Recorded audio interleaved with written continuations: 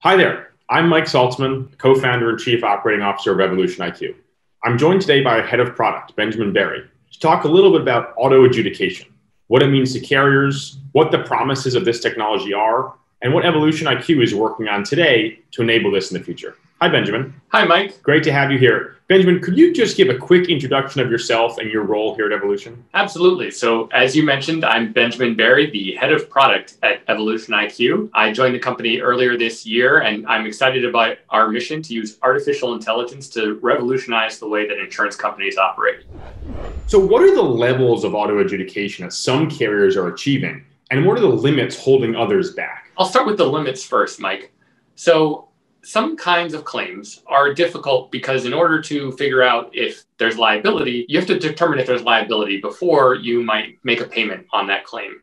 And so if you think about something like general liability, every state might have different laws about how liability is calculated. And there might be a lot of evidence, you might want to look at video evidence, you might want to get testimony before you can come to a liability judgment. And that's before you even get into, okay, now there are clear damages that must be paid. In an environment like that, it would be challenging to get to auto adjudication. So when I think about the levels of auto adjudication, you've got to keep those challenges in the back of your mind. So I would say full auto adjudication would be a claim comes in, you have an automated system, a computer system that is able to determine that the claim should be paid as well as how much should be paid and execute that.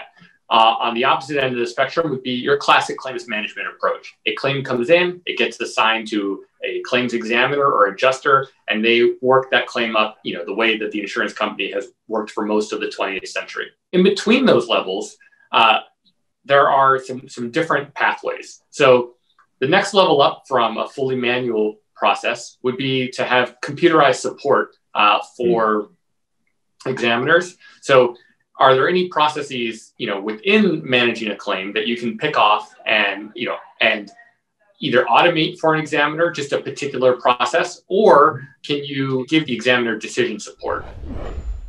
It's all a bit of a spectrum. And so giving someone guidance through automation would be step one on a path to auto adjudication. And so you can think of this as, if your dream is auto adjudication, you should get started today on thinking about how can I use technology to provide more guidance in claims, shorten the time cycle on claims. And the important thing too about thinking about it as that spectrum is there's going to be some kinds of claims, and it's going to vary by line how many of these claims, where you will, after a multi-year journey, be able to get to full auto adjudication. But there will be some claims where a human judgment is always required, those 50-50 claims or the 51-49 claims.